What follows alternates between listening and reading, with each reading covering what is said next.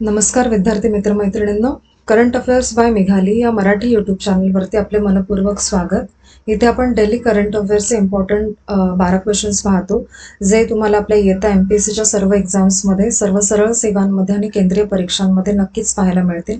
त्यामुळे आपल्या चॅनलवरती जर तुम्ही पहिल्यांदा आले असाल तर चॅनलला लाईक करा, जास्तीत जास्त विद्यार्थ्यांपर्यंत आपल्या चॅनल शेअर करा, जेणेकरून आपल्या चॅनलचा उपयोग सर्व विद्यार्थ्यांना होईल, आणि सबस्क्राईब करायला विसरू नका.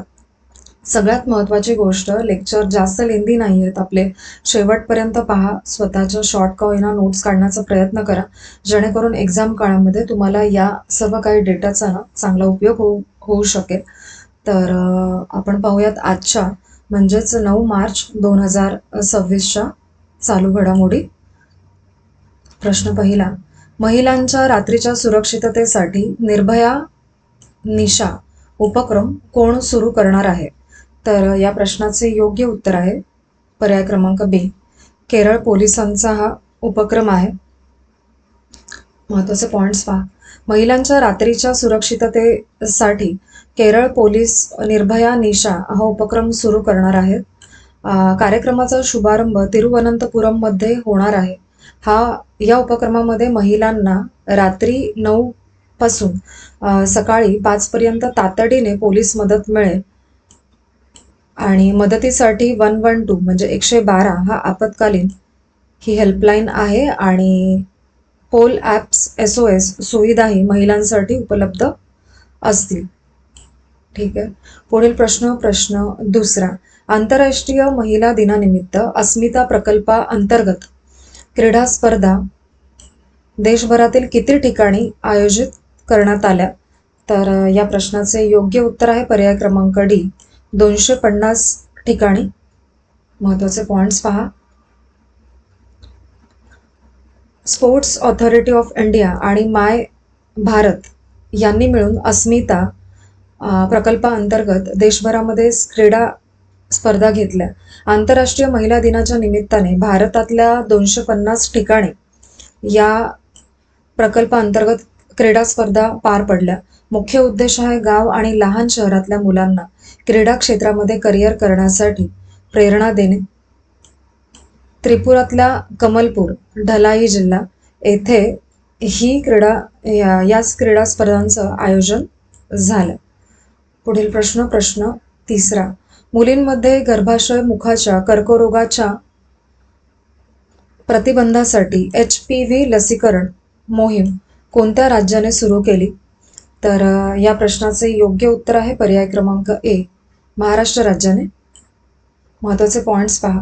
महाराष्ट्र सरकारने मुलींसाठी राज्यभरामध्ये HPV लसीकरण मोहीम सुरू केली आहे, आणि मोहीम 8 मार्च इंटरनॅशनल वुमन्स डे निमित्त सुरू झालेली आहे.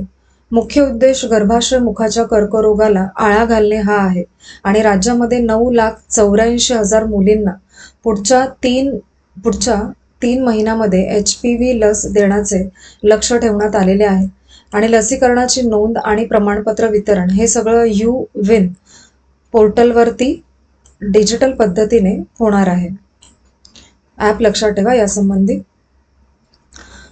प्रश्न चौथा, नागरिकत्व सुधारणा कायदा म्हणजेच CAA अंतर्गत आसाममध्ये पहिले नागरिकत्व प्रमाणपत्र कोणाला देण्यात आले? तर या प्रश्नाचे योग्य उत्तर आहे पर्याय क्रमांक सी, दीपाली दास यांना. महत्त्वाचे पॉइंट्स पहा.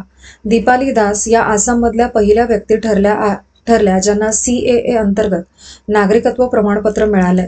सिटिझनशिप अमेंडमेंट ॲक्ट 2019 भारताच्या संसदेमध्ये डिसेंबर 2019 मध्ये मंजूर झाला, हे लक्षात ठेवा. आणि CAA अंतर्गत पाकिस्तान, बांगलादेश आणि अफगाणिस्तानमधील काही अल्पसंख्याकांना भारतीय नागरिकत्व मिळवायचा मार्ग खुला झाला आहे, आणि पात्र लोक म्हणजेच 31 डिसेंबर 2014 पूर्वी भारतात आलेले हिंदू, शीख, बौद्ध, जैन, पारशी, ख्रिश्चन समुदायातील लोक होय. ठीक आहे. पुढील प्रश्न पाचवा, जर्मनमध्ये पुरुषांच्या व्यावसायिक फुटबॉल संघातील पहिली महिला मुख्य प्रशिक्षक कोण बनली आहे? तर या प्रश्नाचे योग्य उत्तर आहे पर्याय क्रमांक ए, सर्बिना बिटमन असं त्यांचं नाव आहे. महत्त्वाचे पॉईंट्स पहा. सर्बिना बिटमन या जर्मनमधल्या पुरुष व्यावसायिक फुटबॉल संघाच्या मुख्य प्रशिक्षकपदी पोहोचणाऱ्या पहिल्या महिला ठरल्या आहेत आणि त्या सध्या FC इल्गोलस्टॅड 04 या क्लबच्या मुख्य प्रशिक्षक देखील आहेत. ठीक आहे. प्रश्न 6वा. शाहेद ड्रोन कोणत्या देशाने विकसित केलेला आहे? तर या प्रश्नाचे योग्य उत्तर आहे पर्याय क्रमांक ए.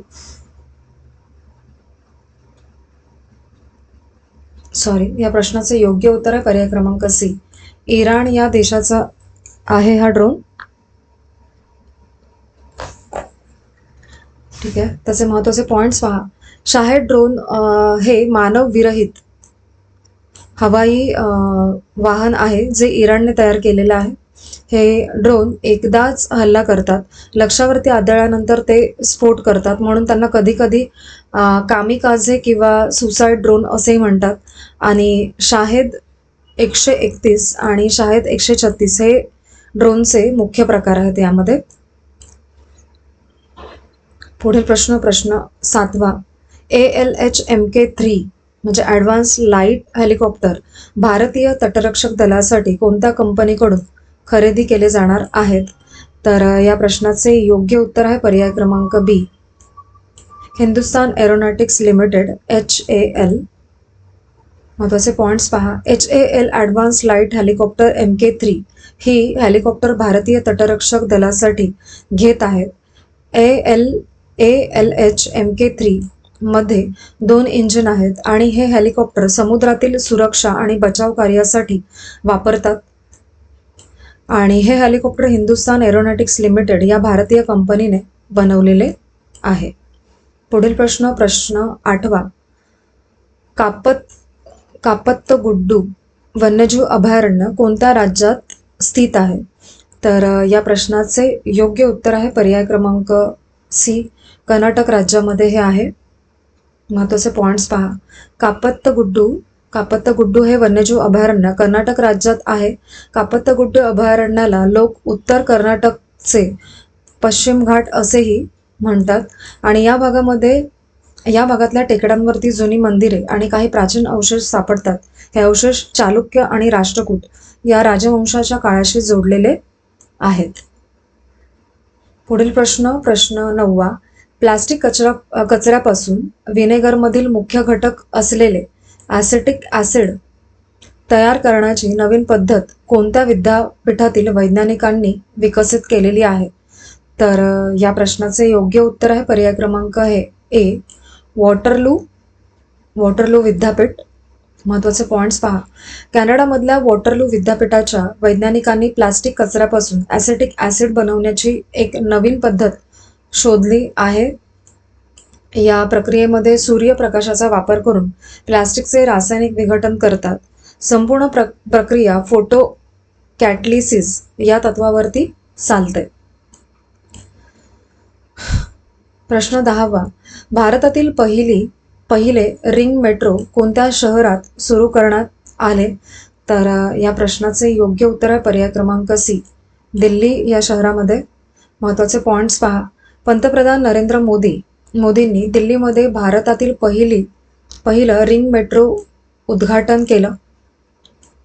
दिल्ली मेट्रोच्या पिंक लाईनचं काम पूर्ण झाल्याने ही रिंग मेट्रो सुरू झालेली आहे आणि दिल्ली मेट्रो प्रकल्पाची जबाबदारी दिल्ली मेट्रो रेल कॉर्पोरेशन सांभाळते. पुढील प्रश्न 11वा. भारतातील कार्यरत ऊर्जा प्रकल्पाच्या प्रमुखपदी नियुक्ती होणाऱ्या पहिल्या महिला कोण आहेत? तर याचे योग्य उत्तर आहे पर्याय क्रमांक डी. RH नाचमयी. नाव जरा वेगळे आहे पण लक्षात ठेवण्याचा प्रयत्न करा. महत्त्वाचे पॉईंट्स पहा. त्यांची नियुक्ती कर्नाटकातील कैगा अणुऊर्जा केंद्राच्या युनिट 3 आणि युनिट 4 साठी झाली आहे. भारतातील व्यावसायिक अणुऊर्जा प्रकल्पांचं संचलन म्हणजे nuclear power corporation of India limited करते आणि भारताने 2047 पर्यंत जवळपास 100 गिगावॅट अणुऊर्जा क्षमता वाढवायचं लक्ष्य ठरवलेलं आहे. पुढील प्रश्न 12वा आणि आजचा शेवटचा प्रश्न. कोरी पार्कर यांचे निधन कोणत्या आजारामुळे झालेले आहे?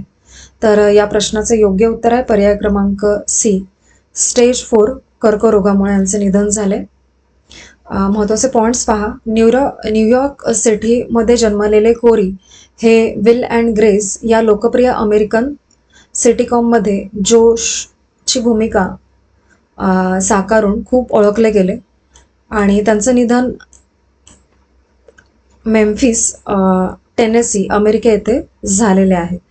तर आजचे आपले 9 मार्च 2026चे डेली करंट अफेअर्स पाहून झालेले आहेत. लेक्चर शेवटपर्यंत पाहण्याचा प्रयत्न करा आणि आजचे लेक्चर तुम्ही शेवटपर्यंत पाहिलेत त्याबद्दल थँक्यू सो मच.